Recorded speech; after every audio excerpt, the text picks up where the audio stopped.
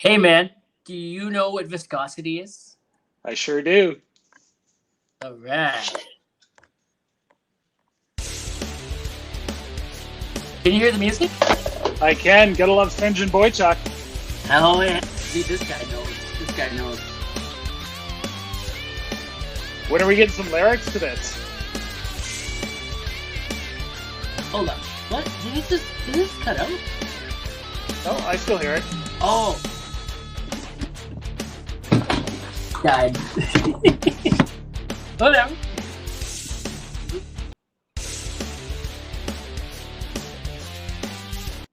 All right, welcome back to another episode of On the Throne with Dick. And shout out to Senjin Boychuk for that amazing intro. Outro. You can hear me just fine though. I can. Hell yeah. Recently married, and much like this week's guest, who I'm excited for, who is recently engaged, the Mudman. Definitely. Yeah, the date's coming up pretty soon here. Gonna tie the knot on November 3rd. Oh, dude, So that was quick. Oh yeah. Yeah, it's You don't almost waste the no time. well, she doesn't. There you go. That means babies are coming real quick, man. Yeah, that might be the plan. My mic and my headset just died on me as we were doing the intro there. So that's fun. So the instructions said to charge it at least once a week, or when it starts getting down. And last time I charged it was like a week and a half ago. So like it dies on its own slowly, Who got that cheap shit for you? Well, shout out to my sponsor, the Mudman, for hooking me up with a mic and headset. It's been a long time since I've actually done a whole episode without a mic and headset, but I'm on really good Wi-Fi, so that should offset itself a little bit. Perfect. Hell yeah, man! So, do you have a minister or a pastor set up yet to marry you? So actually, my fiance's mentor, who's her kind of mentor at the law firm that she's going to work for, went through the process of becoming justice of the peace or whatever it is, so that she can marry us. Nice. So she's going to do the ceremony.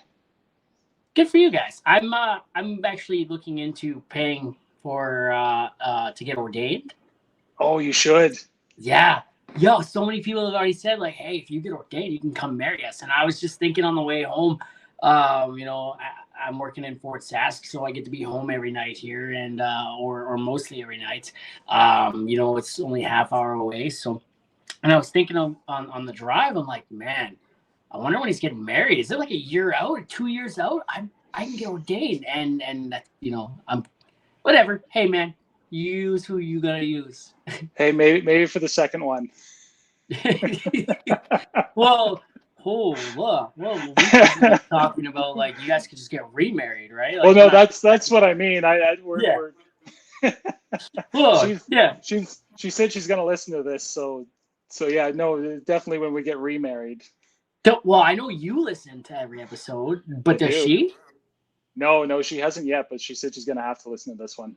Oh man, oh dude, tell her it's like crack. Once she listens to one episode, she's gonna want to go back and listen to them all. Yeah, we had to go to Edson on Saturday to pick up some equipment that I bought, and we were listening to the Up the Stick one that you did, and I think she was enjoying it. There you go. Did you guys listen to Anger Management with Riley? I listened to that one on my own when it came out. I think a day or two after it came out. Yeah, most downloaded episode of all time officially now. That's awesome. It was a great episode. Yeah, and yesterday's episode is the second most amount of downloads, only behind Riley's episode in the first 24 hours. Really? What was that one? That was some crane op with Morgan the crane operator. Oh, okay. I saw it downloaded, but I haven't had a chance to listen to it yet. Oh, dude, I was really pumped for it, and the teaser trailer on TikTok actually did really well too, and on Instagram it did phenomenal. So like the numbers, with the amount of people that watch and like and stuff like that, the teaser trailers, they match like how the video or how the podcast is done, right? So because even on Right. YouTube, the YouTube videos, even people have watched it a significant amount of times too, considering. Yeah. Oh, that's awesome. Yeah, it's pretty good, man. It's Yeah. pretty good. So Yeah. the Mudman, today's, everyday sponsor, but like today we got the sponsor on the podcast, something everyone has been asking for, and be like, hey, you need to get this guy on, you need to get your sponsor on. It's a relevant sponsor, yada yada yada, which it is, and it's incredible. Most people don't have relevant sponsors for their podcasts. BetterHelp, not knocking that. It's something that's really interesting and something that a lot of people need to use or probably should use. And like Grammarly, as Chase was joking around about, but like the Mudman. I work in oil and gas. You're an oil and gas guy. You support the oil and gas industry.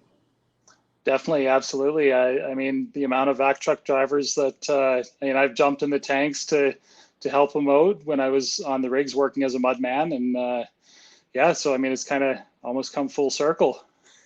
Hell yeah. Well, thanks for the help. We appreciate it. So, 3 o'clock in the morning, you're down in there. It's minus 30 outside. That invert or that barite is just rock hard. It's not coming. And one guy down there exhausted, dehydrated, probably fatigued to the nines. And it's good to have another dude in there going through the same shit and grinding it out with you. Yeah, absolutely. That would usually be when I get a phone call and I'd have to go back to my shack. But yeah. Hey, you know what? I think it might be sandwich time. I don't know. yeah, exactly. Yeah. That's funny, man. So how did you, I guess, get started in the oil field and move your way up to where you're kind of taking it to now?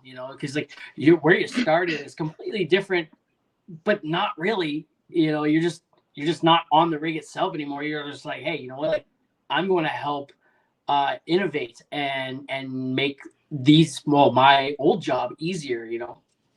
Absolutely. Yeah. So I started when I was, I believe I was 18 or 19. I graduated high school. I didn't know what I wanted to do. I was going to go to university or go to trade school or do something. And this was all in Nova Scotia on the East Coast. So not a lot of opportunities. So I decided I'd go to trade school, went and got a diploma in automotive repair, and went to work for Toyota as a mechanic. And at the same time, I was offered a job with a drilling fluids company, MI Swaco, to go work in their mud plant and their warehouse evenings and weekends. And then, so I worked for them for the summer before, and then they offered me the job as part-time type of thing. And Toyota offered me $7 an hour to be a mechanic. And then they said, you're going to need about $3,000 worth of tools, but we'll co-sign for you with the Snap-on guy. And at the same time, I think I was making $14 an hour, loading pallets of barite or loading trucks for offshore, and then mixing mud in the mud plant to go offshore as well, and loading ships. And so I was thinking like $14 an hour is way better than $7. And I didn't go to university, so I'm pretty sure that's right. But kind of saw the opportunity with oil and gas, and after about 6 months or so, I started talking to guys who had been out west, who had worked the rigs, and I asked my boss there for a transfer to Alberta for a little more opportunity, and they wouldn't transfer me, so I quit and jumped on a plane, and I went to Pitts at that time, and then Pitts turned into Inform, and now it's the whatever it's called. Yeah. But Yeah. Shit. What is that called now? like something safety training, or Yeah. Fuck. Energy Safety Canada. maybe that's what it is. Yeah, Energy I Safety know. Canada. Yeah, it's where you get like your tickets and all that shit from now. Exactly. Yeah, my H2S is expired, so I haven't looked at it in a while. Mine Uh, expires in February, I think. So. oh, well, you need to get on that. I think you can do the refresher online. You don't have to go back into the classroom as long as you do it before it expires. Well, I'm not gonna tell them that because like I just, it's a free 8 hours outside of the field. They'll probably send me to Edmonton for it, and I'll get to be home for a night. So. That's fair. Yeah, if you're getting to go on the company's dime, then absolutely take advantage. Definitely. But yeah, so I moved to Alberta, and I was gonna work on the rigs, and this was 2002. Things were slow, not much going on. So I drove by the MI Swaco office in Spruce Grove in Nisku actually, and I asked if they were hiring, and they said no, but Spruce Grove office is. So I went over there and I talked to them, told them I'd worked for them on the East Coast, and get a job the next day. So started off in their shop, repairing centrifuges and pumps and all of that type of stuff. And then I asked to go to the field, and they said I wasn't qualified. And then about a week later, they had a couple of new hires, and they asked me to take them to the field to train them for the job that I wanted.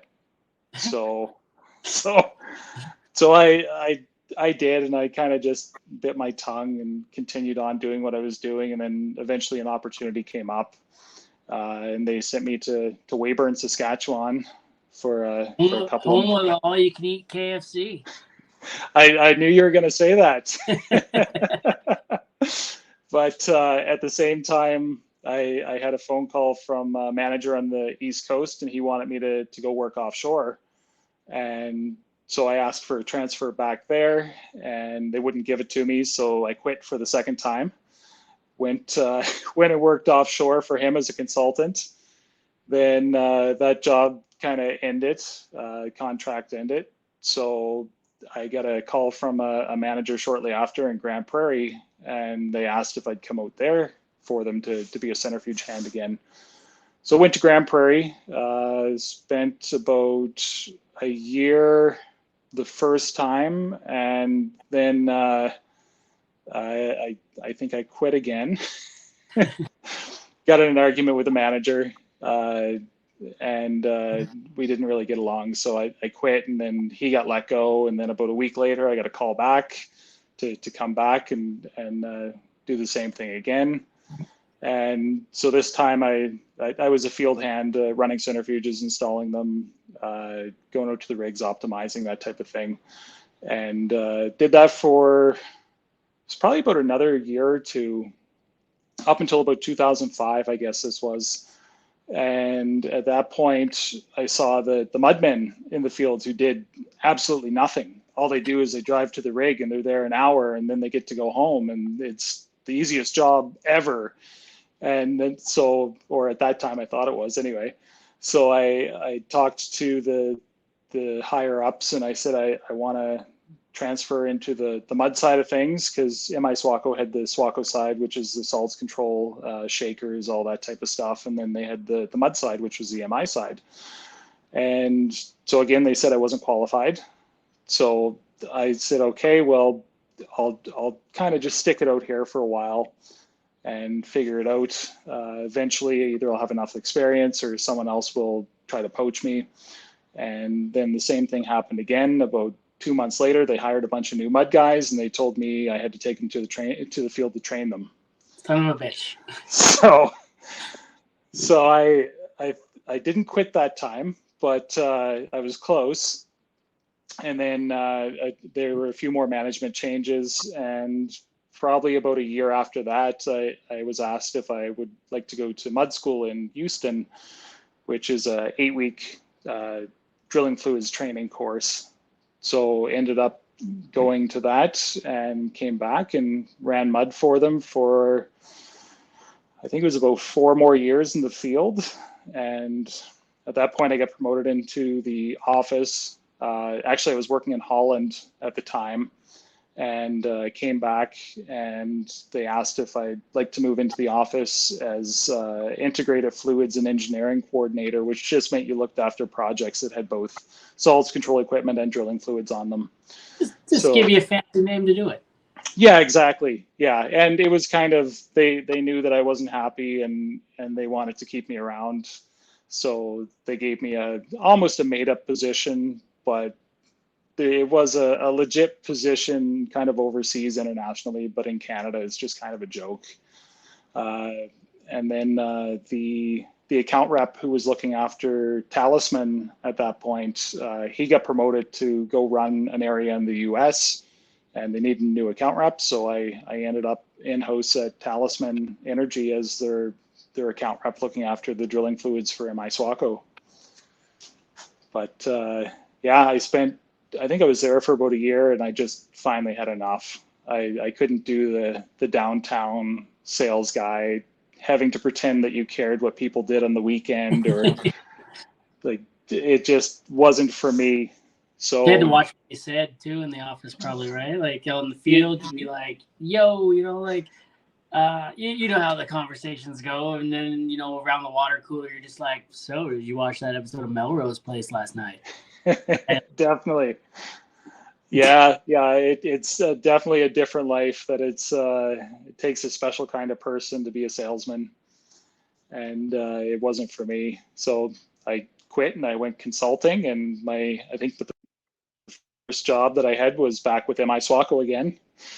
And so I went consulting for them, and then a few other drilling fluids companies over the years. And I think I spent another about 4 years consulting, and then got back into drilling waste management with a company called Fuse Enviro that has cuttings dryers. That they take the cuttings off the shaker and they run them through a special screen that's spinning, and it dries the cuttings, so it removes all the oil from them, and then they can be disposed of with a lot less weight. And from there, went to another company that did vacs, like the rig vacs. And again, it was a sales role that I wasn't really all that interested in. The people were great, the company was amazing, but I just wasn't having fun. So I decided after that I was gonna try to patent an invention that I had, and spent a couple years doing that. Spent a lot of money and didn't really get anywhere with it. And finally, I figured out I needed to get another job, and I went into the drilling fluids testing equipment company. That they were one of the two suppliers in Alberta at the time. And so I worked for them for about 2 years, and they wanted me to do drilling fluid sales rather than do the testing equipment. So again, didn't really have any interest in it, and ended up quitting and starting Mudman Market. Oh yeah. So since then, that was 2017, I believe. And since then, I think I've taken probably 90% of their business. That went from having a small one-room office to having about a 2,000 square foot shop with way too much inventory that I don't have room for all of it now. Man, so it's been a wild ride. Yeah. So one thing that really caught my attention was the amount of times you said "me Swaco," MI Swaco, right? And I didn't know that it was MI Swaco, because every time I see it, it's usually like, really, really, really late or early, depending how you look at it in the morning. And I always look at it, I'm like, "me Swaco, me Swaco," and I'm just like sitting there trying to pronounce it all the time. But MI, it makes sense now, and that forever changes my pronunciation of it. Don't know what I'm going to focus on when I'm like half dead. So that's cool. And then you spent so much time like in other countries and stuff doing. Dude, I had no idea you did that stuff. That's wild. See, like that's why we're talking, and that's why we're having this conversation. Because like it goes so much more than just like, yeah, I was on the rigs, was a mud guy, and got tired of using shitty stuff, so I made my own. Man, there's so much cool shit in there. Yeah, it was. It seems like it was a blink of an eye, but yeah, it was. 20 years of kind of working for other people, and I've worked all over the U.S., including the North Slope of Alaska, all down through Texas, Oklahoma, Wyoming, and then overseas Holland.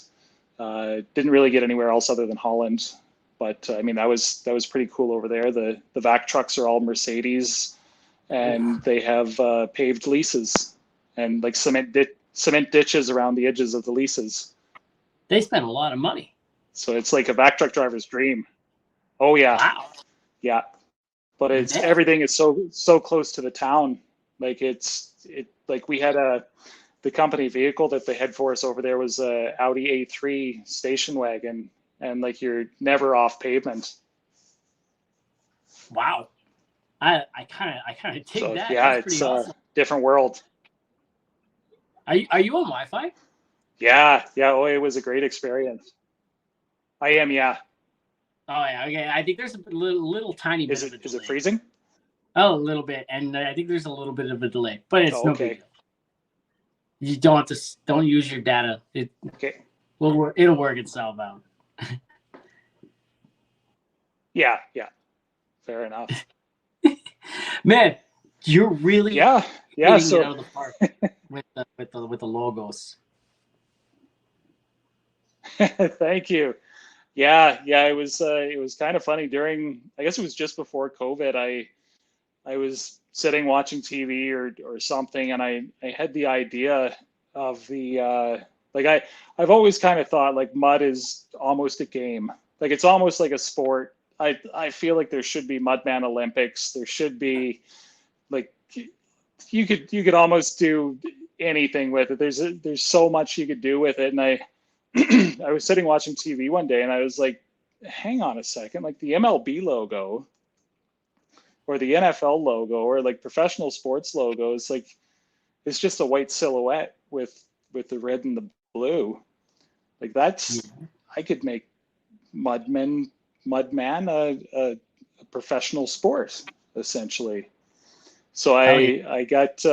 I brought home a Viscup and a funnel from work one day, and I got my fiance, my girlfriend at the time, to take a picture of me holding the Viscup and funnel out, and that's where where this logo and the one on the hat came from. My best friend growing up became a tattoo artist, so I sent him the picture and I said, "Hey, can you turn this into a silhouette?" And about 10 minutes later, he had it sent back, and it all started from there. Deadly.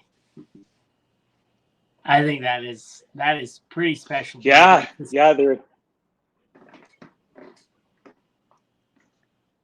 yeah they've just been a big hit. The Yeah, the one that you're wearing there, I saw. I think it was either Cabela's or Bass Pro had a similar shirt, but they had mountains and then the same type of script or similar script, and I was like, I like that shirt. Maybe I should make one myself. I know a lot of people that I talk to are like, I tagged you. I don't know if you got the tag that I tagged you in earlier, but today or yesterday, someone's like, man, where do you get that hat? And then I tagged you. I think it was on Instagram. And then, I'm always like, people are like, man, I love that hat. I love that hat. And then the shirt. And then I've given away a lot of the stickers like this one. And then a lot of the John Deere ones, man. And that one, people love that one. The John Deere one, it's just like people like gravitate towards it. Like, I love that. Like mainly mud hands and shit like that. But Yeah, yeah, no, it's that one's been a big hit as well. The amount of them that I sent to people in Saskatchewan is just unreal. Like like anytime I send an order of chemicals or equipment to out there to Saskatchewan, it's I got to send a couple packs of stickers. yeah, But absolutely. if Stickers are not, king. I mean, there's a request coming shortly after. Yeah, Yeah, stickers are king, man. You yeah, gotta yeah, send they it are. for sure. Yeah, and we're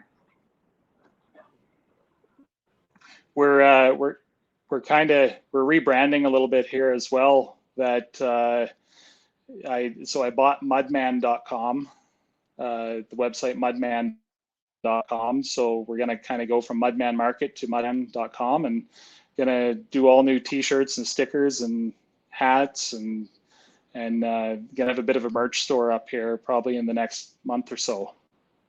Just making moves, buddy. Look at you go. Just making these moves. This is awesome, man. Like I love that, like I didn't meet you when you were at the ground floor, but I didn't meet you when you were at your peak either. No, no, it was. I mean, what's it been? Probably 2 years or more. Oh shit, dude! It's coming up on 2 years for sure. Like it is definitely close to 2 years.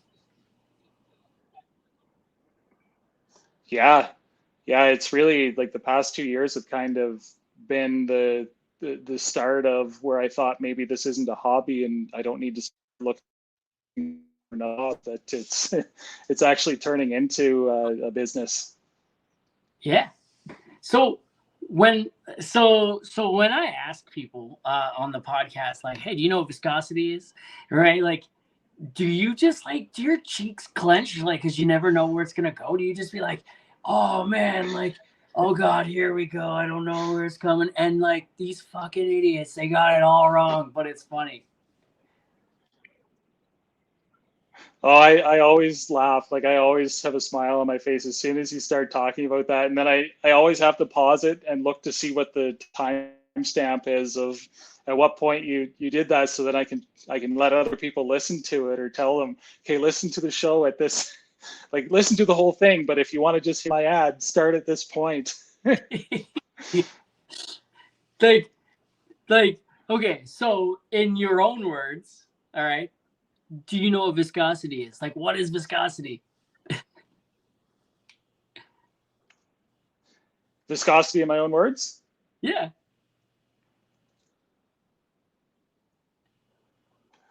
So I figured I'd bring a prop just to kind of show how viscosity is measured on the rig. That so your vis cup has measurements on the inside of it. In the States, I believe it's a quart, which is it's kind of hard to see, I guess, but there's a line inside of there that is a quart. And if you fill this funnel up with water to the screen and let it flow out the bottom, there's a brass piece in the bottom that has a specific size to restrict the flow of water. It should take 26 seconds to fill 1 quart, and that's your 26-second viscosity is water, plus or minus half a second. With in Canada, we use a full liter, and it's a little bit more than the quart, so it's 28 seconds plus or minus half a second. So if you have a thicker drilling fluid, you're going to be quite a bit more than that, more than the water, more than 28 seconds. And typically you're probably not going to have anything thinner. You might if you've got like diesel fuel or something like that, but you're probably not going to be drilling with straight diesel either. Yeah. So it's yeah, viscosity is just kind of the thickness of the fluid. So So you guys nail it pretty much. after a good month away in the bush, it takes around 28 seconds plus or minus for me to get the thickness of my load out. See? I bet it See? would. We're Yeah, getting there. yeah, it wouldn't take long. No. Sometimes, Yeah, man, yeah. sometimes you gotta, stretch it to maybe 30 seconds, just to make her happy a little bit. But she knows the first one's for me anyways. Exactly. There's going to be a repeat performance. Hell yeah. Oh man. Yes. Yeah, hopefully a little bit better than last time, but there's definitely going to be an encore. Exactly. Yeah, Hell no, yeah. I've been there. When I was consulting, I'd usually start in December or so, and sometimes I'd stay at a rig until March. Just go out and yeah, just go do a sit-in job for 3-4 months and watch the bank account get fat, and then try not to spend it all summer. Yeah. Yeah. Yep. That's kind of like what's happening here right now is that like, I was supposed to work 6 weeks and it was going to take me into my daughter's birthday. And then I was going to take a week off. But now that I'm working so close to home and on the pipeline, they're working 6 and 1. So like I'm coming home every night. Plus I have Sundays off. So like my daughter's birthday is going to be on a Sunday in 2 weeks. So then we're going to roll into her birthday. I'm going to have that Sunday off and then I'm just going to continue working. Right. So it's going to be good, man. And probably mid-November, I'll probably come home for days off. So like, it's probably going to be it'll probably be like a good, like 2 months or more. So like we're pulling a long one, but it doesn't feel long because I'm home every night, or I'm doing my thing. Yeah, that's awesome. So you're not heading back to Fox Creek anytime soon then? Probably will be after my daughter's birthday. Like I think that the pipeline, our portion of the pipeline project will end around that time, and then we'll go back to Fox. But apparently, I'm going from this pipeline to another one in Fox. So like it's gonna be we're on easy street here, man.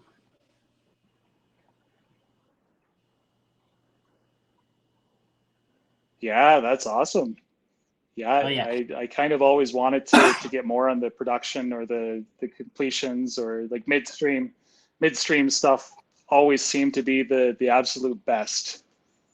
But yeah. yeah, I never managed to make the jump out of the production or the exploration side of things. I'm gonna try turning my Wi-Fi off, see if it helps a little, because there's definitely a yeah. Yeah, I can do the same if you think it'll help. Oh, I think you froze. There you go. Are you there? Um, there. Yeah, you're back. You can hear me. Yeah, I can hear you. Video looks good. Perfect. Yeah, perfect. No, that's good. Maybe it was my Wi-Fi. I don't know. Um, yeah, I don't know. But yeah, man, no, fuck that. That's deadly. That like we're having fun with the viscosity thing, like, and we're nailing it on the head at the same time as we're just trying to joke around and have a good time. Like Billy and I on the Dinks episode, man. Like I think that was like probably the best one so far. I think so. That one was pretty funny. Yeah, no, it was definitely my favorite, and like Yeah, there's been he a he few that listens. I mean Yeah, I've just burst out laughing. yeah. The one with Mud Sleuth though, where she's like, "Are we talking about your shit right now?" Like the thickness of your shit. Yeah. Really? Oh man, no, it's been an absolute blast, and man, like I was blown away when you asked, like, hey man, I noticed your audio quality's gotten a little bit better. You put in a pair of earplugs there, and or AirPods or whatever, and hey, is there anything I can do to help? We can, because I think at first you were like, man, we should do like, let's start off at five. Let's start off with 5 episodes, go from there, and I'm like, fuck, let's go all in, man. Who wants to go five? I want to continue talking about this. No, I absolutely. I didn't want to think you were trying. I was trying to take advantage of you or anything. That I mean, I was happy to help out. I just didn't want it to be. If you wanted to do five, I was happy with that, and I mean, it's been great. Yeah, man, we're on episode. It's I think this definitely might be like something that 40. I love to support. I think this might be like 43, 44, maybe episode 43, Yeah, 44. And we started doing that like episode like 14, man. yeah. It's been a while for sure. Yeah, it's been a lot longer than 5 episodes, Yeah, that's for no, sure, it's man. Like it's been a blast, like absolutely. Yeah, absolute blast. Like I've been trying to get you on for a while, and here we are. We're finally here. Yeah, you're busy. You're a super busy guy. I get it. And um, you know, so have you noticed, like, I don't know how to word that. Like, so have you seen any uptick in sales or anything like that since is it been worth it? I don't think there's really been an uptick in sales. Like the majority of my customers were existing. Like Yeah. the majority of the mud companies in Canada buy from me or bought from me before then. But I am getting a lot more like Facebook and Instagram messages, a lot more on LinkedIn. It seems to have increased that way. Hell yeah. But yeah. I mean, all exposure is good exposure, I guess. That's right, man. And dude, like, I don't know if you've listened or talked to or reached out to Riley yet, for the Angry Drilling guy. You know, he just started his own drilling company, right? He's bought a couple rigs, and like, you know, I don't. Maybe I told him about you, and you know about him, and you know, hopefully you guys can, you know, work together on that. That'd be huge, man. You know, like, this is crazy how like the kind of connections like this is creating. You know. Yeah, definitely. I haven't reached out to him yet. I'm still waiting on a few of my new mud scales to come in, and then yeah, I gotta get in touch with him and see if we can't get him a couple. Hell yeah. Hell yeah. So okay, so like what are you bringing differently to the scale thing, like to the mud scales and the equipment, and what's different for it now than what it was, let's say, when you were doing it? Like, what did you design or bring differently to the table? So there's a few things that I can't really go into too much. I wanna wait till that they're released and everything. I've got a lot of products in the works now, but there's a lot of what I'd call design flaws in the existing equipment. Like the majority of this stuff was made in the 70s, 80s, some in the 90s, and nothing's been improved upon since. So there's a lot better technology, whether it be better motors for the rheometers or better ways of doing things now, better machining methods. I mean, being able to 3D print things now, you can make parts for a lot cheaper. The majority of my stuff isn't 3D printed. It's mostly made by a machinist here in Calgary who's an amazing machinist that I give him an idea of something I want to do, and he kind of runs with it, and then we go back and forth and designs a few times, and it ends up just being like world class, way better than anything that's out there now. Uh, we're working on a few pieces of laboratory testing equipment as well that are completely redesigned, eliminates a lot of the potential safety hazards, the chains and sprockets that you could easily lose a finger with, and just kind of going with direct drive motors that are controlled by circuit boards that we've designed, and like touchscreen panels where, like I say, the equipment hasn't been redesigned, hasn't been updated since maybe the 90s.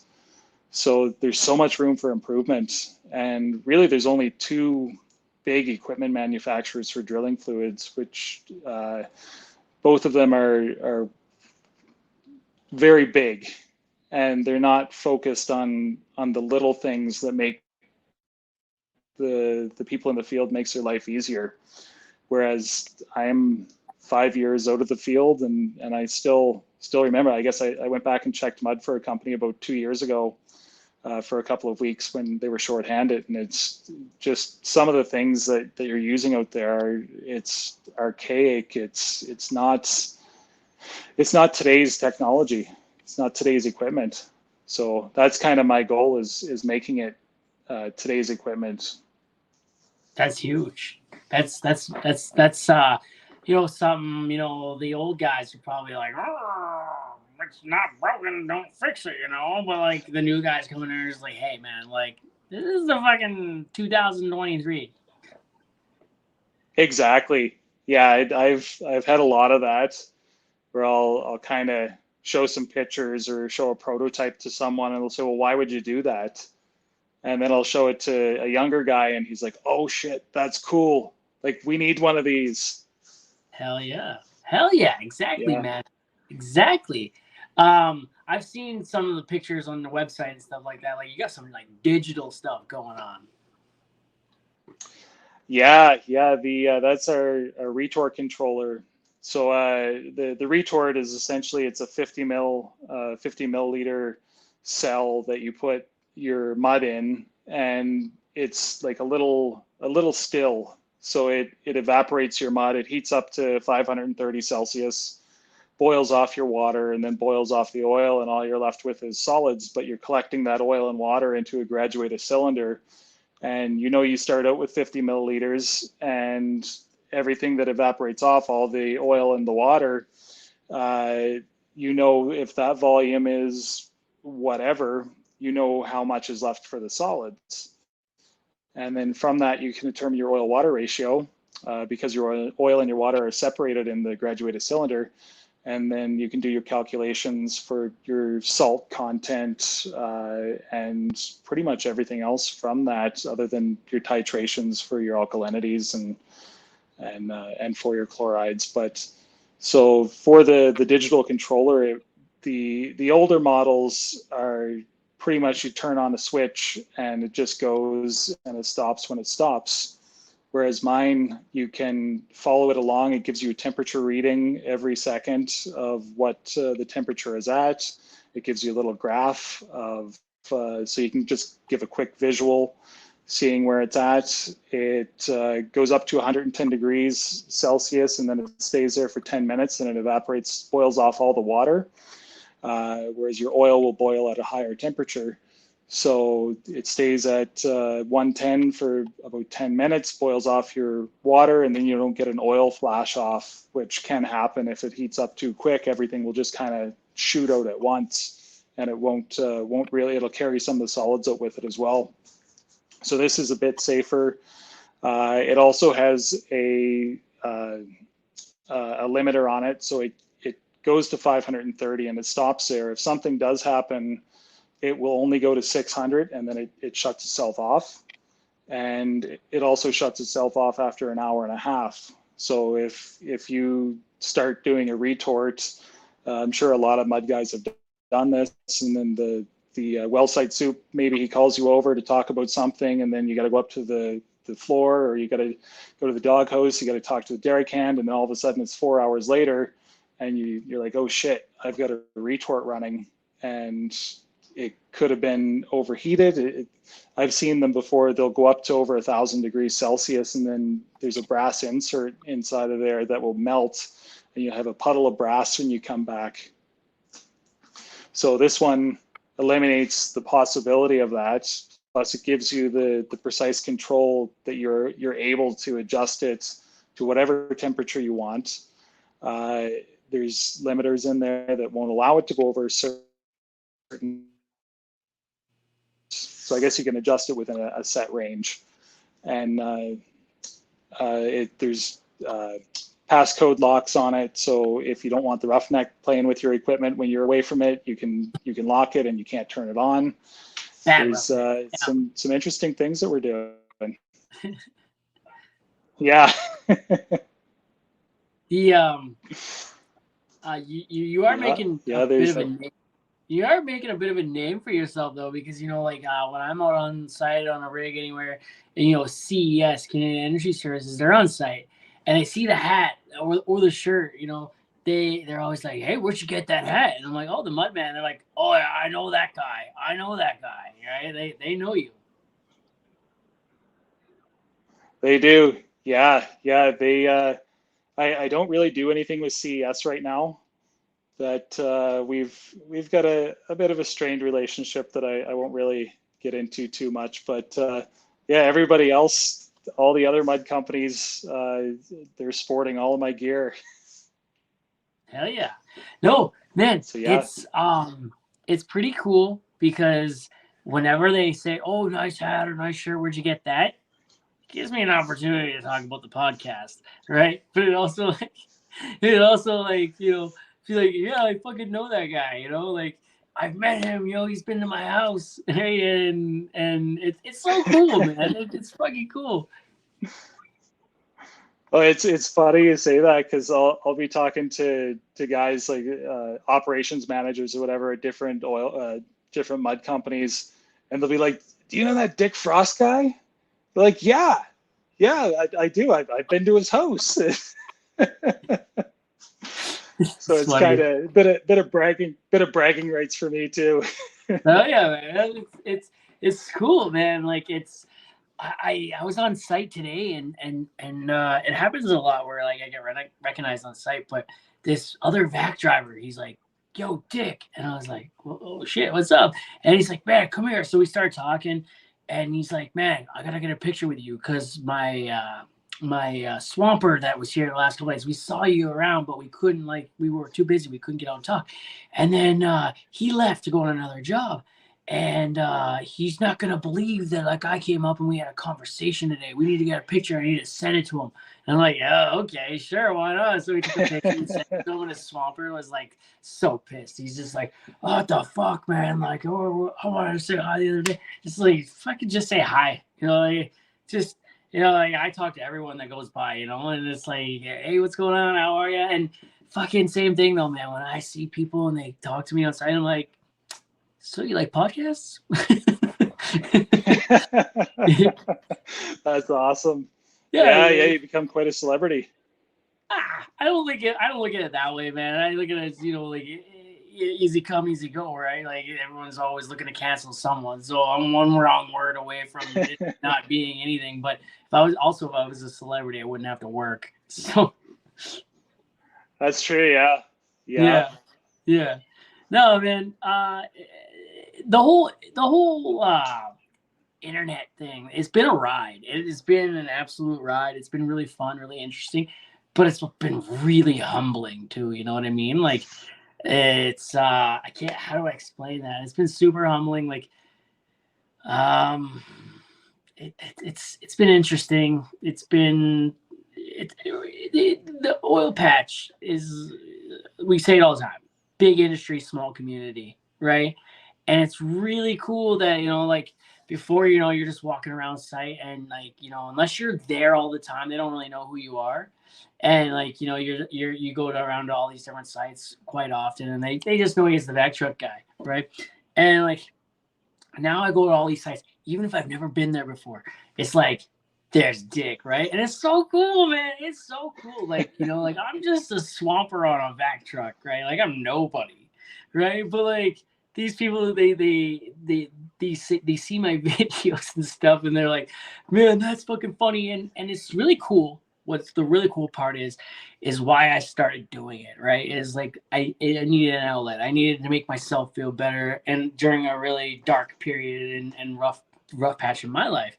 And I was working away a lot and, like, barely home, and those long 18-hour shifts were just getting to me, and not seeing the wife and kids. And it's really cool when people come up to me, and it happens a lot when people come up to me and they're like, I just want to shake your hand. And it's like, okay, cool. And they're like, I just want to say thank you for, giving the boys, me and the boys, something to take our mind off of, what we're missing back home, and, what we're cold, we're covered in shit, we're hot, we're dehydrated, we're tired, and you bring us a laugh, and it takes our mind off of this. And it's like, yeah, hey, you know what? Like, this relatable. We're all going through this shit.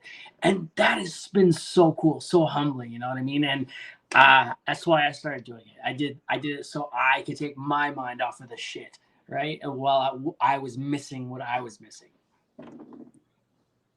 Yeah, absolutely. And I mean, the world needs entertainers. I mean, and no matter what form they come in, whether it's TikTok or Instagram or like internet type of celebrity, or it's musicians or athletes, it's in entertainment's just there to distract you from the troubles of everyday life, or Hell yeah. to take your mind off of the things that you don't want to think about at the time. Yeah, So exactly. yeah, no, I mean, I really commend you for what you're doing. And I mean, being an advocate like you are for men's mental health, and I mean, mental health in general, Yeah. it's great. Well, man, I didn't want to talk about it, and it didn't get me anywhere. It actually made things worse, right? So, like, fucking men's mental health, or mental health in general, man, it's like, we're all in it together. You know what I mean? We're all going through it. If you don't think this dude over here is not going through it, or this guy or this girl over here isn't going through it, like, man, we're all going through it, right? And the only way we can get through it is together, and share those experiences. You know what I mean? Like, hey, man, like, I don't want to get into too much specifics, but the guy I'm working with right now, like, you can tell he's going through it. He's older, and you can just tell that he's not happy right now. And we were talking about it the other day. He actually brought it up to me. Like he's like, oh, I can trust you with this. It's a safe space, and fuck yeah. So I'm not saying his name or anything like that, but like, he's older. He's not exactly happy with where his life has ended up near the end. And he's not like near the end, right? But like over the course of time, he's getting to that age now where one starts to reflect on everything that's happened back there, and he doesn't like what's happened along the way, right? And he didn't take care of that shit 30 years ago, when it was the time to deal with that shit. And now there's that saying, like, if you don't take care of your mental health now, it's going to take care of you on its terms. And right now, exactly, it's there for him. And we talk about it all the time. I try to joke around with him and laugh and get him going and stuff like that. And he it's kind of working a little bit, but at the same time, there's times where he just wants to be left alone with his thoughts. And it's like, okay, man, well, I'm right here if you need to talk. So yeah. I mean, that's probably all you can really do. And I mean, to have someone that you can talk to, it goes a long way. Hell yeah, man. We're together every day for 12 to 15 hours, so like, if you can't talk to the guy next to you while you're working and going through the same shit, like, who can you talk to, right? So absolutely. Yeah. No, that's great. What so you worked away for a long period of time. Like what's been your favorite place? Like, what was your all-time favorite place to work in? And like, favorite camp or hotel or city, I guess. That's kind of tough. The way I looked at it, if I was away from home, it didn't really matter if I was overseas or in the States or in northern Alberta or BC. It was, I'm away from home. I'm just most of the time I'd be staying at a shack or in a shack at the rig. And you're more or less like held prisoner there, that you can't go too far. I remember I was doing a project for an oil company up in Fort Nelson, up north of Fort Nelson, and camp was 10 minutes away. And if I left to go get supper or lunch or breakfast or whatever, they would not be happy that they wanted me there 24 hours a day, 7 days a week, just in case.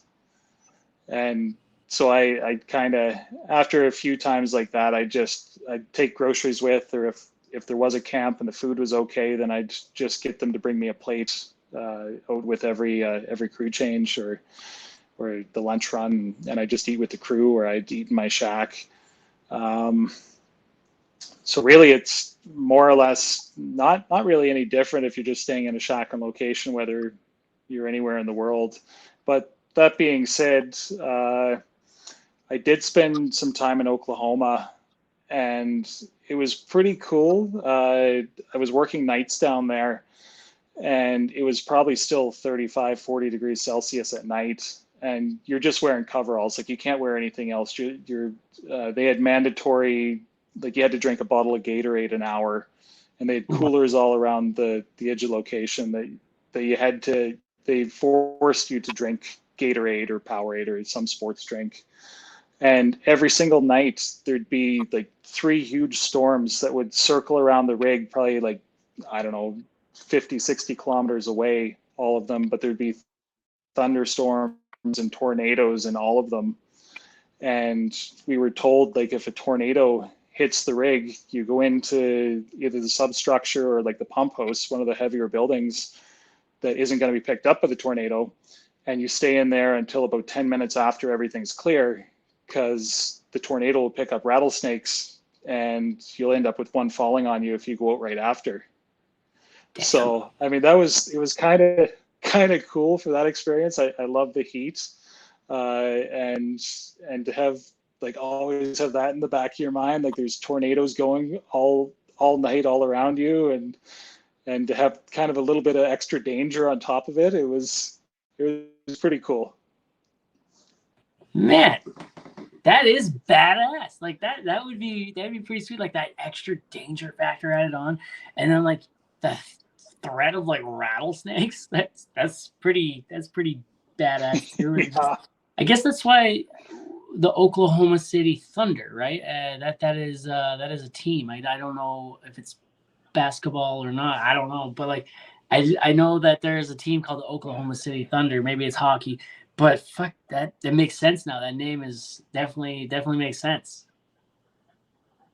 Yeah. Oh yeah. Yeah, absolutely. Ah, that's fucking cool, man. My favorite spot I've ever worked. Like that's hard, man. Um, like same as you, I'm away from home. It sucks, but like I make the most of it. I like to go out and go hiking or like go explore the area and see what's all around. And Claresholm has some pretty sweet spots to go hiking in, and a lot of neat areas. And then but Fort Mac does it for me. Anytime I'm in Fort Mac, I just like fucking love it. It smells like money, and it's just I love Fort Mac, and I like going and exploring. Up the road to nowhere or the bridge to nowhere, up Super Test, and just going exploring all around there after work and checking things out. Well, I could watch 777s do their thing from the highway, going down the haul roads all day. It just fascinates me. I love it, you know. And then you look around at like Gateway Hill, how they reclaimed it all like 30, 40, 50 years ago, and how where Syncrude's currently extracting shit, that's all going to be forested area again. And, you know, I'm fascinated with all that. Everything about Fort Mac and what we do in this industry, anything just fascinates the hell out of me. Oh, absolutely. And it always pisses me off too, like when you get the celebrities coming up from Hollywood going and doing the helicopter flight around Fort McMurray and saying how much of a wasteland it is. And like I don't know if you've been to LA, but like driving through some of those places that there's like pump jacks that have spills all around them, and it's just like it's horrible.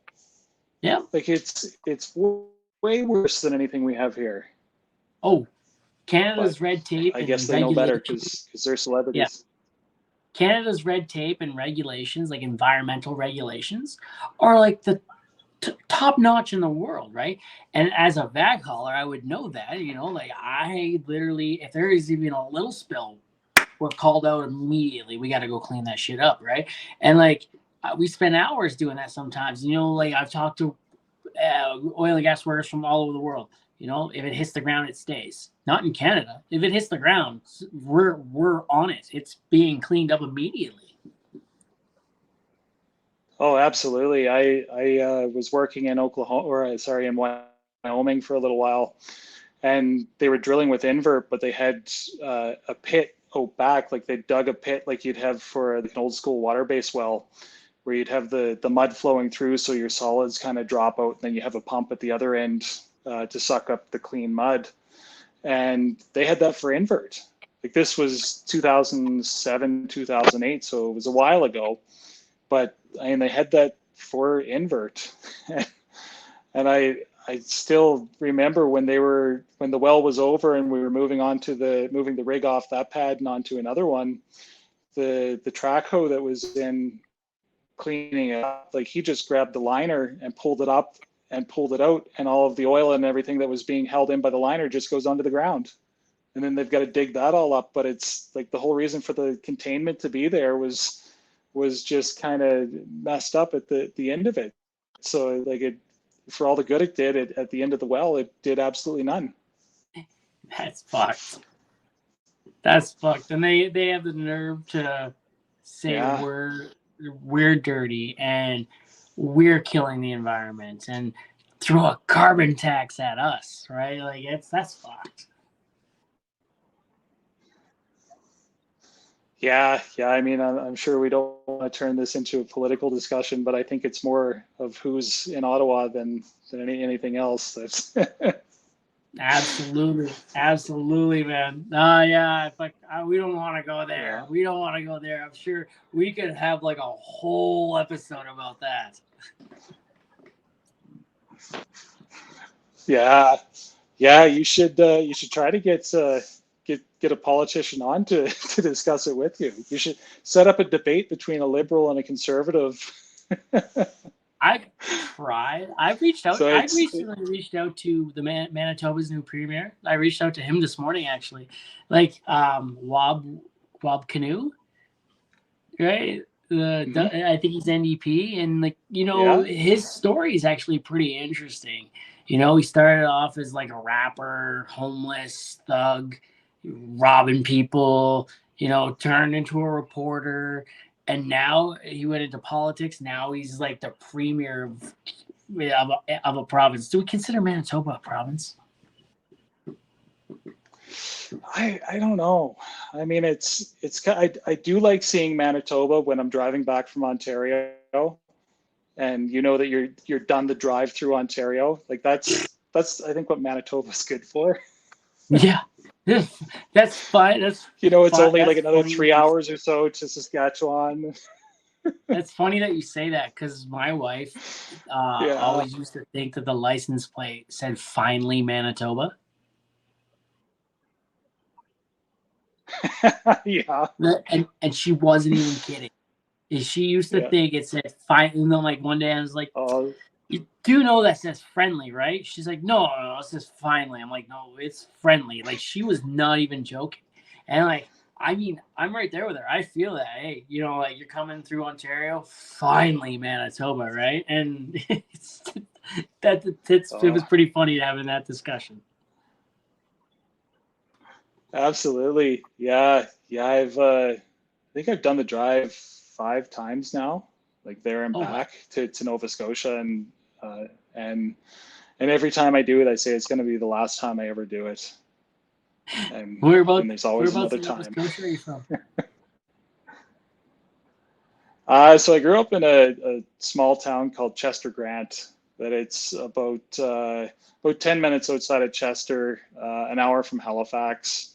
So actually, the painting on the wall there is of a from an artist in Chester. So they have a race week, sailboat racing every summer, and that's I guess his depiction of it.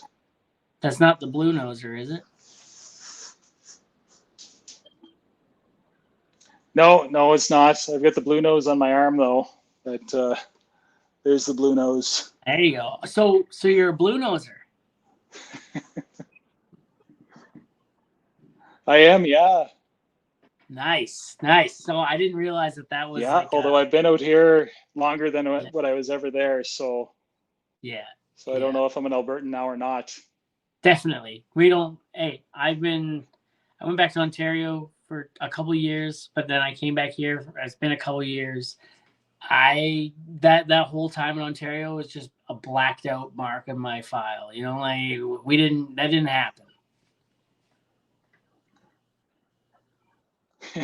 Yeah, I moved back to Nova Scotia when I quit the second time, I think it was, and after about 6 months, I was homesick for Alberta. That I couldn't wait to Yep, get back out here. I feel that. I feel that. We when we Yeah, went back, but just I still worked out, and I couldn't wait. I knew I had to convince the wife that we had to go back to Alberta. I had to warm it up a little bit. Turns out like she wanted to be convinced, right? And like she was also missing it. And when I said, "Hey, we should move back to Alberta right away," I thought it was gonna be a fight. She's like, "Calgary," and I was, "Let's do it." And then it was actually her idea to come back to Edmonton, and it's paid off in dividends for us because I get to be home a lot more.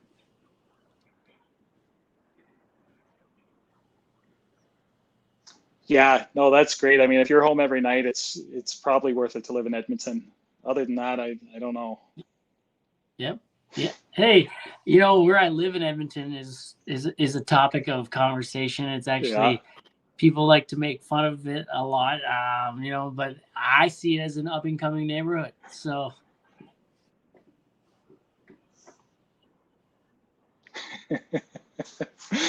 No, I liked Edmonton. I when I first moved out, I lived in Devon, just outside of Edmonton. Lived there for about a year and really enjoyed it. But at Devon's the beautiful. same time, Yeah, yeah. I think I was 19 and looking to just go out and party and chase girls and stuff. And there's not a lot in Devon. Do you do you and the wife to be? Do you guys plan on having kids ever, or is it just like, hey, it's just you guys? You're gonna be a bunch of dinks. No, we're planning to have kids. So she's in law school right now, and Damn, you. she grad. Yeah, yeah. I lucked out. She's also 25. So I don't know what I did in a past life, but it must have been very good. Oof. Yeah, because you're what, 45, 50? I'm no, I'm 40. You're Come 40. on, You're Dick. like I'm 40. yeah. Come on. No, good for you, man. Hey, hey, you got them young. You got that younger model, man. You know what I mean? Like, but you know that younger model is gonna age like a fine wine now, right? Because like Exactly. you get that younger model, you sign it to a long-term contract, you take that free agent all the way to retirement. Exactly. That's the plan. But yeah, Yeah. so she graduates this spring, or well, next spring from law school, and she's got her articles to do with the law firm, and then from there, I think we're trying. Dude, that's awesome. Trying is fun, man. Trying is fun. Better than when it's actually the real thing. But like it's fun. Yeah, yeah, yeah. Any progress on your attempts for another We're one? trying for number three. We're trying for number three. So you know what? I'm planting seeds. You know, I'm reaping, planting seeds. Yeah.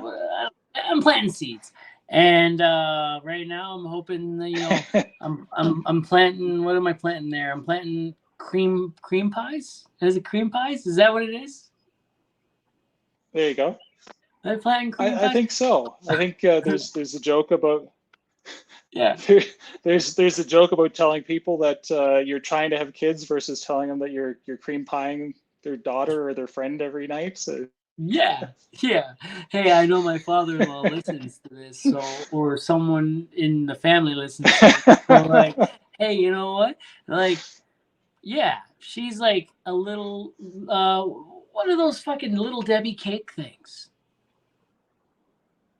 oh yeah, what are Yeah, those called? Swiss rolls, Swiss rolls. Yeah, They're yeah. Swiss roll. I'm Swiss There you go. rolling your daughter every night. Do you think he's still listening, or did he shut it um, off? he might have shut it off, but I don't really care. Oh shit. So So, hey, so where do you see the Mudman in 5 years? Like, where you're at now versus where you want to be or where you hope to be? I I mean, I think it's really dependent on what oil and gas does in the next 5 years. I hope it continues to grow. We continue on the way that we're going, and the business can continue to grow as well, and which will allow me to keep developing products and getting some more newer stuff out there and kind of improving on things. But yeah, I guess it'll really depend. I've kind of started to diversify a bit just in case. So I Smart. have a few other non-oil and gas things in the works as well, and a few patents pending on some stuff. But I am oil and gas is kind of, I mean, it's been my entire life for the past 20 years, and it's kind of what I'm passionate about. Hell yeah. Hell yeah. So No, yeah, we'll but see. it's it's smart that, you know, like you're not putting all your eggs in that basket too, right? Because, you know, we just come out of fucking 7 years of shit, right? And it's going good right now. But, you know, we all know what, you know, boom bust cycle, feast famine. But man, that's smart. And dude, like I wanna like just say like I'm honored to like know you and like fuck it. It's a friendship. I'm honored to have you as a friend. Absolutely, same here. Fuck yeah.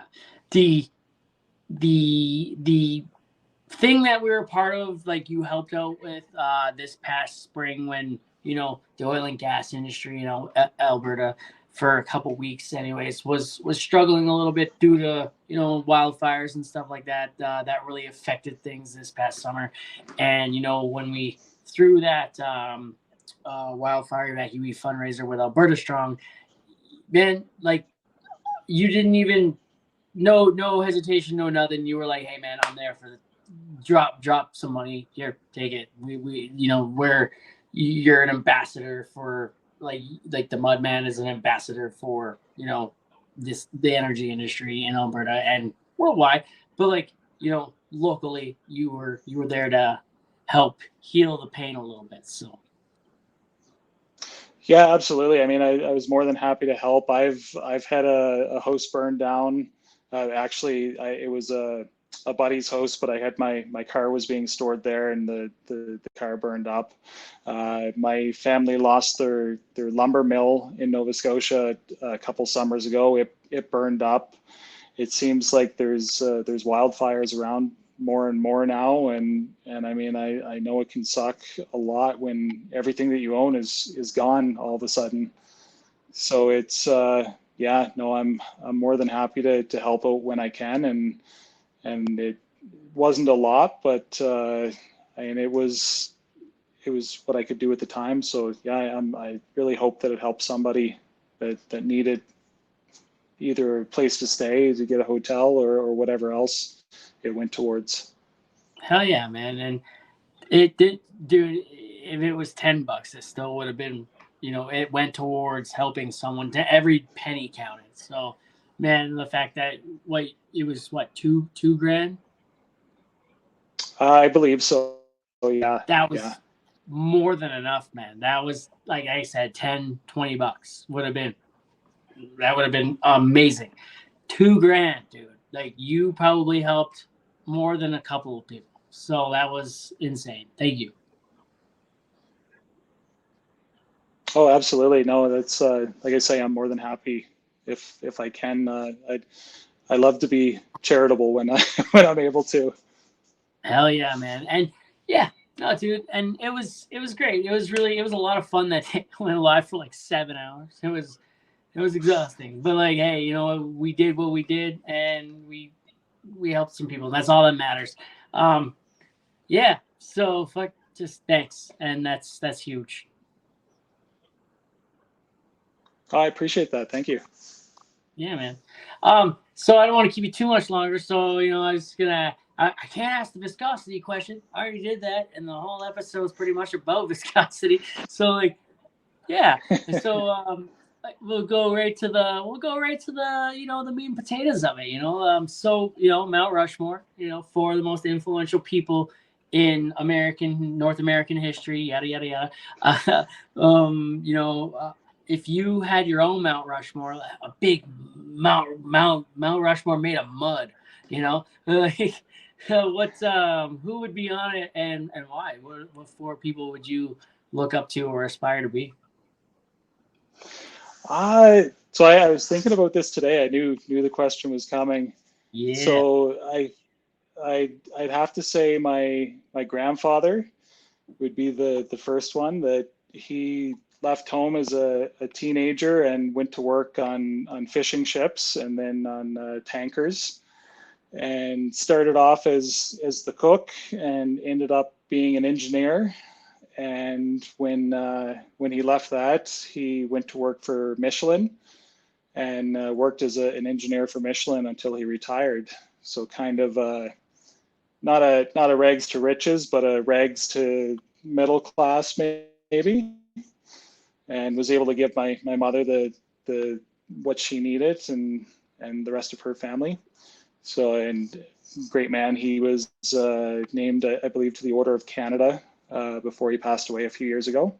What? And Really? That's cool. yeah, just an amazing guy. Um, uh, I I'd also have to have my brother on there. So my older brother, he's 2 years older than I am. He quit school in grade 7 and started a forestry company. And then he, from there, he started a construction company and was building roads for forestry companies. And then he kind of sold his equipment and went in as a partner with my cousin, and they bought my uncle's sawmill, and now it's the sawmill that burned down a few years ago. So they bought it, and then about a year after that, it burned down, and then they've got it all rebuilt now, and they should be sawing lumber here in the next probably month or so. Wow. So he's kind of doesn't have the formal education, but he's one of the smartest guys I know. Maybe not if you ask him about, I mean, philosophy or something like that, but I mean, he's the common sense that he has and the good advice. He's definitely very smart that way. Does he know what viscosity is? I don't know if he does. He probably does, because he does, and he's worked in the woods the majority of his life, and you have to mix your chain oil into the gas for the chainsaws, so you need a certain viscosity there. So, and just the numbers of the different oils and things are based on the viscosity of them. So I'm pretty sure he'd have an idea anyway. Then I'd have to have my parents up there as well. We'll put them on one.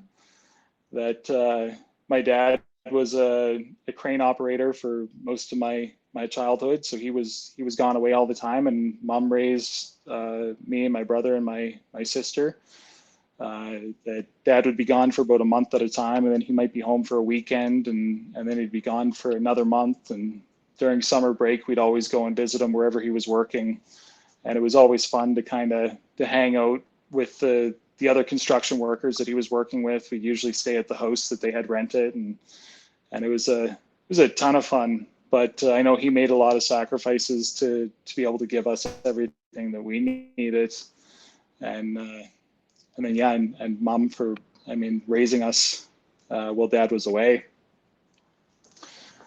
And I have to say, for the fourth one would have to be my fiance. That and she puts up with me. She she's one of the smartest people that I know, and one of the nicest and prettiest, and that can and will be held against you in the court of law. Well, it's kind of funny that we're writing our vows now, and one of the jokes is that she asked me what I wanted to write for my vows, and I said, I don't know, you're smart, you're pretty, you're nice. So that's a big joke now, that I need to get a thesaurus and come up with some bigger words. Yeah, no kidding. Fuck, man, that is badass though, about your mom bringing you to see your dad, on the road when he's away working and stuff like that, and becoming a part of the crew. Man, my wife, when I work the road crew, she brings my kids on the road to see me, and we stay in the hotel and stuff like that. And my kids have become like crew mascots to the crew, right? Like, everyone loves them. When they come back, they're like the welcoming committee. Like, hey, how was your day? What are you doing now? What's for supper? And then sometimes we'll go outside and they're having a barbecue or whatever, and my kids just like insert themselves in the middle of whatever party or conversations going on. And that is, man, that's cool. And that's to me, man, like when my kids do that, like, I'm not getting time back that I've missed, because you can't get that time back, but I'm creating new memories that, otherwise I wouldn't be able to. And it's really neat to have my two worlds collide like that. It is a unique experience for sure. Absolutely. Yeah. When the first time that you brought it up on the podcast, I was thinking that was like my childhood during the summers, that we'd be wherever dad was, whether like it was in a staff house or a motel or wherever, all over the Maritimes, PEI, New Brunswick, for the most part. And it was always great. It was vacation, but dad's work. Yep. It's vacation for them. Yeah. No, I can Vacation very for much them. relate to it. It is a vacation for them, but for my wife, it's like I feel so bad because like she's got to make the most of it. She's got to go out and like figure out what she has to do or what she can do to keep them occupied during the day. If there's a park around or if there's a swimming pool or whatever. But for her, we were in Hardesty last summer, and Hardesty's a shithole. And then this year we were in Boyle. No offense to Boyle or Hardesty. There's just nothing to do there. So, she'd have to drive out of her way to go find something else and explore. Or there are times where, sitting in the hotel room, waiting for me to come back. And that day just happens to be one of my longest days I've worked. And, it's like 15 hours later, I get back and she's like, thank God you're here. Just rocking back and forth, right? Yeah. Oh yeah, yeah. I mean, I don't envy her or my mother having to look after us that way. And it's definitely it's a different type of hard. Oh, It's absolutely. not going out and breaking your back, but it's definitely not an easy job. It is mind busting, is what it is. And, I say it all the time, man. Like, I could work a 20-hour day and be out there in the cold doing my thing. And, I still come back and I have a little bit of time for something else. I could do, a little bit of something else before I go to bed or whatever. But like 8 hours chasing my kids around and I'm ready for bed. Oh, absolutely. Yeah, Oh, you're counting yeah. down the It's bedtime. yeah. I've got a couple nephews and a niece, and when they were younger, it was so much fun to get them riled up, play with them for a few hours, and then just give them back. And Yep. like you can just go and do whatever you want now. It's not your problem. But when you don't have that option, it would suck. Absolutely, man. Absolutely. Yeah, I feel sort of the way because I'm like in a hotel room and it's like I hear the screaming start. I'm like, I have to go. I'm gonna go brush my teeth or have a shower, or hey, I gotta go poo. Like click. Yeah, Yeah, no, I feel yeah, so bad. I yeah, knew that, but whatever. yeah. What can you do? What can you do? Hey, you know what? I think I hear the smoke alarm going off in the hotel. I gotta go check it out. Yeah, exactly. Well, man, this has been a lot of fun, and like I appreciate you coming on, man. And like, um, I love that we're we're 30 episodes into having you as a sponsor, and man, it's been a blast. It's been so fun. Yeah, no, it's been great. And like I was saying, we need to figure out what you need for a laptop too. Get you set up all professional. Yeah, man. We're looking into that. We're looking to see how else we can do this better. And because when I'm doing it right now, I got to put my phone on do not disturb mode, and then if anyone does call, if I forget to do that, it not kicks me out for a second and whatnot. That way, there, if I have a laptop, I can do it, and we can continue. People can blow my phone up all they want, and it's not an issue. Yeah, yeah, no, for sure. I mean, if it improves it, then yeah, let me know.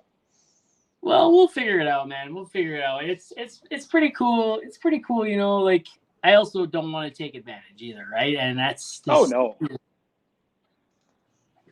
okay. no, I not need at top of the all. line. I need a top of the line gaming laptop. Let's go.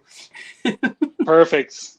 I'll Perfect. get Bill Gates on the phone here right away. And Oh yeah, yeah. Tell him, it needs to be the best computer he's ever built, and it's going to be used for um, a podcast. Turns out I'm just using it for other shit, using my phone still. No, just kidding. No, yeah, we'll, no, we'll figure something out. yeah, like I said, I'd be happy to help. Be happy Yeah. to help you continue to grow with it and continue to sponsor it. Well, right now, man, I'm busy trying to lock down a really really good guest for episode 50. Like episode 50, we're 7 or 6 weeks away by the time this one comes out. I know who I want. I've reached out already, but a super hard dude to track down, and doesn't look like he really uses his social medias a lot.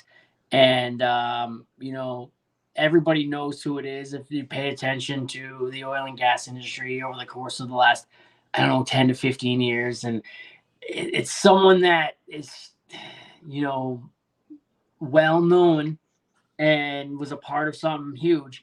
Um, I want him on, and he's just really hard to get a hold of. So I've got 6 or 7 more weeks to like really get into his ear somehow. And I found his wife on social media, but I'm not gonna message her. So, or maybe I will. Maybe I have to do that. But I don't know. It's a big mountain to climb, but if we can't get him, I know who else I want. So, plan B might have to be plan A. Yeah, yeah. Let me shoot me a message maybe and let me know who it is that you never know. I might have a contact who can kind of put someone in touch with somebody else, and we might be able to get something going. You've got a pretty good network and a great Yeah. network, the people that you know, and you may as well take advantage of it. Hell yeah, exactly, man. Exactly. I'll shoot you a text when we're done here.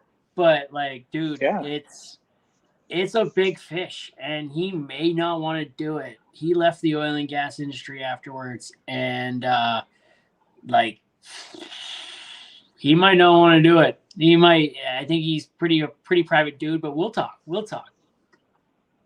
Yeah, yeah, absolutely. All right, man. You go take care of your bride to be and whatnot, and go get some rest. And I'm gonna go take care of my wife. I got 30 seconds of maybe not pleasure. 30 seconds of pleasure on my part, maybe 30 seconds of pissing someone off. So like we'll see how it goes. I got a seed to plant. I got a little Swiss roll to put in there. There you go. This has been a blast, buddy. All right. Yeah. Thanks a lot. Thanks for having me on. We'll have to do it again. Absolutely. But hey, you stay frosty. You And stay viscous. hold on. What's the website where people can find your gear at, and where can they find you on social media? We should have did that before. But so the website that's currently up is www.mudmanmarket.com. Like I was saying, I bought mudman.com, so that should be up in the next 2 weeks. I guess it's October 4th today, so in the next 2 weeks that should be up. Social media, I'm on Instagram, but I never really post anything or go on. I got to get better at that. I believe it's just Mudman Market, and I believe the same thing for Facebook. But again, I gotta get better at the social media stuff. absolutely, everyone needs to, man. Everyone. My biggest advice for anyone that has a business or trying to do something with a product, get on the internet. Facebook, Instagram, TikTok. Get there, find out how to break the algorithm, and just double down and do your thing. That's it's an insane world. Definitely. I know anytime that I post something, I usually get some good results, and I'll end up with quite a few, especially on LinkedIn. I'll end up with quite a few messages and views. A few thousand is what I call pretty good, but it's just no consistency to it, so I don't gain any momentum. Yeah. Like you said, consistency is key, right? Like you gotta hit, and then you gotta keep hitting, right? Yeah.